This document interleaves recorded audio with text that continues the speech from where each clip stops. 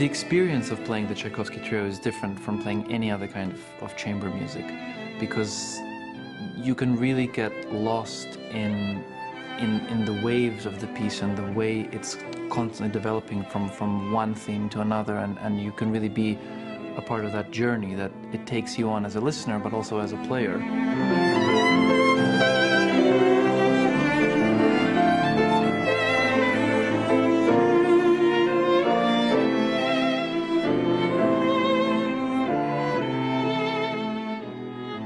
In most other chamber music, there's a sense of some objectivity that you have to keep in order to keep things together, in order to keep the structure. But now that we know this piece well enough, every time we play it, from the moment the piano opens in the first bar and when I have the first theme, we can feel the whole shape of the piece, and it's almost like time stops once you're playing the Tchaikovsky trio.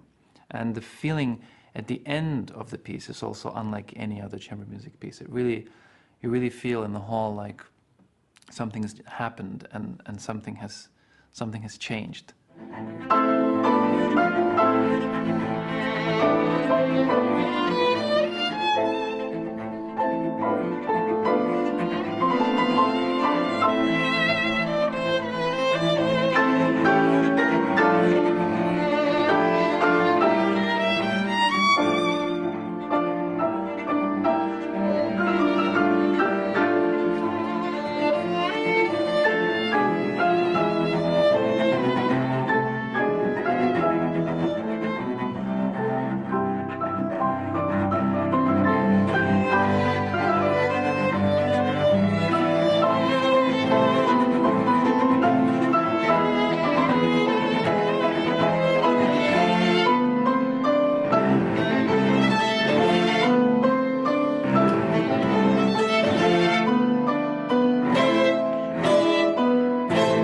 Most Russian composers were amateurs, and actually Tchaikovsky was the first real professional composer who actually studied at the conservatoire, who actually worked at the conservatoire, and who studied all the classical harmony and all the classical theory. By the time this trio was written, it's quite mature work already of Tchaikovsky, because he already completed 4 of his symphonies. He wrote 2 piano concertos and a violin concerto. He was already quite established and recognized composer. He has not written any major chamber music, and actually was anxious about writing one.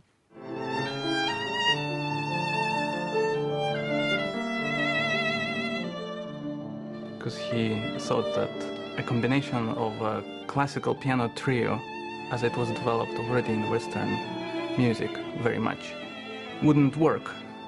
He was a symphonic composer, and he couldn't imagine how he would match these 3 instruments together. There was a crisis in Russia in a certain way that people thought Russian music didn't have identity. They wanted Russian music to be more national and have this national character, and saying that we don't need the Western traditions. We want to abandon them. We don't need academic development in our country. We need to find our own way of expressing the music. But from the beginning, Tchaikovsky always had this problem with form. He had a huge melodic gift, but Tchaikovsky's structures are based on emotion, and actually based on his prediction how, at this particular time, the people are going to emotionally be involved in the piece. It just takes over and just takes us on a journey, and takes us on the journey that hopefully we take the audience on with us. It lands on you, like you don't see it coming, you don't expect it. It's not even been a conscious train of thought. It's something that just arrives, and I think that speaks directly about the human quality and the depth of soul of the person behind the piece of music. The fact that they clearly had something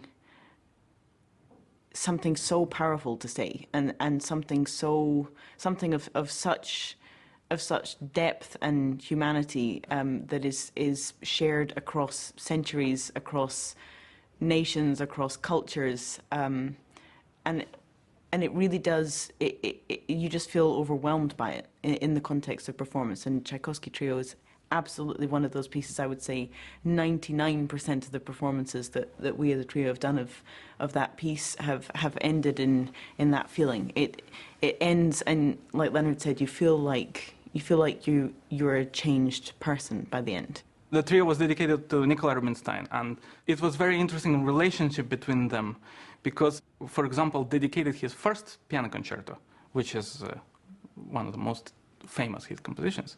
He dedicated to Nicola Rubinstein first, and then came to him, and Nicola Rubinstein said this is unplayable and completely worthless music, completely worthless. So worthless that even if he tries to change anything, it wouldn't help.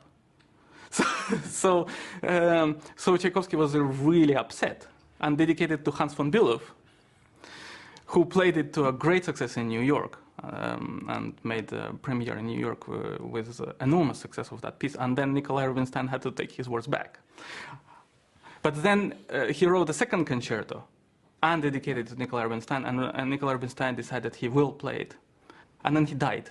Well, the Tchaikovsky Trio as a whole is an elegy. The whole piece was written in memory of his mentor and his supporter, and the mentor and protege relationship, or the student-teacher relationship in the Russian tradition, is one of deep respect and deep loyalty and kind of lifelong loyalty, I think much more than it is in Western culture until today. And when he dedicated this piece to his teacher, he wrote this monumental work. I mean, it's the longest piano trio except for the Schubert trio, which is although it's very long, it's incomparable in terms of the grandeur of the expression of the piece, and the length of the lines, and the length and the scope of the ideas.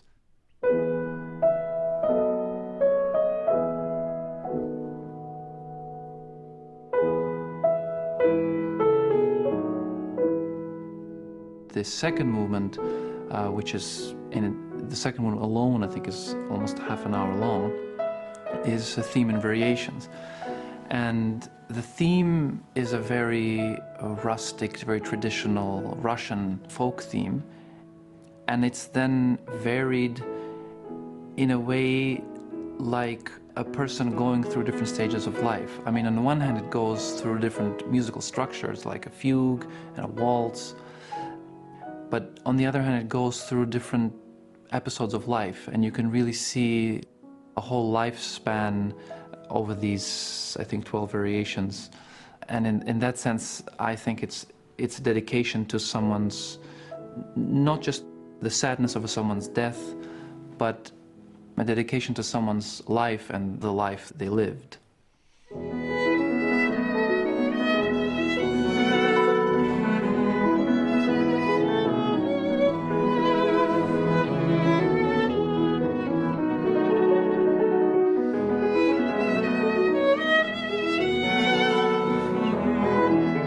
Also, here is the question, what music is. I think that music is not just singing the notes, and it's something else. And that the music itself is not the notes which sound in a certain succession or in order. It's something else, which we don't understand. It's like we don't understand something what life is. There's a constant discovery of what music is. As you play it, you don't quite know by yourself what is going to happen, because the potential of music seems to be so endless that everyone can express himself within that music, but can also, there is limitless possibilities of expressing more and finding more in that music, because the whole process seems to be so magical as life itself is magical.